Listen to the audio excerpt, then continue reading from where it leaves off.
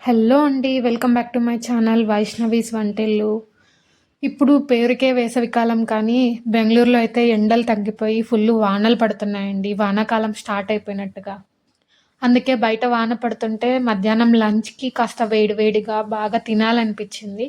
అందుకనే నేను ఈరోజు సొరకాయ సాంబార్ చేస్తున్నాను. ఇందులోకి ఫస్ట్ బ్యాల్ తీసుకొని అందులోకి సొరకాయ, టమోటా, ఆనియన్, పసుపు, కాస్త ఆయిల్ వేసి కుక్కర్‌కి ఒక 6 విజిల్స్ పెట్టాలి. అది మీ కుక్కర్‌ని బేస్ చేసి పెట్టుకోండి. మా కుక్కర్‌కైతే 6 విజిల్స్ రావాలి. సో, నేను ఈడ 6 విజిల్స్ రానిచ్చాను. తర్వాత పప్పు ఇలా బాగా ఉడికిపోయిన తర్వాత బాగా ఎనిపేయండి. సొరకాయ ముక్కలు కొంచెం లావుగా కట్ చేసుకుంటే అవి కాస్త ఎనగవు. లైట్‌గానే స్మాష్ అయితాయి. అలా పలుకు పలుకుగా ఉంటేనే బావుంటాయి. తర్వాత ఇందులోకి చింతపండు రసంని వేసుకోండి. వేసుకొని బాగా కలపండి.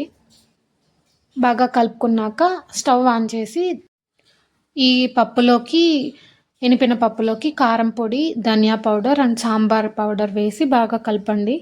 కలిపిన తర్వాత సిమ్‌లో పెట్టి కాసేపు ఉడికించుకోండి. ఇలా కలబెడుతూ ఉడికించుకోండి.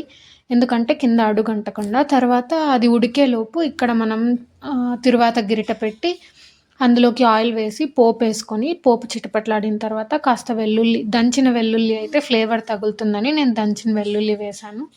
వెల్లుల్లి వేసేసి ఇలా కరివేపాకు వేసుకొని ఈ తిరువాతని సాంబార్లోకి వేసేసి సింపుల్ అండ్ ఈజీగా ఇలా సాంబార్ని చేసేసేయచ్చు.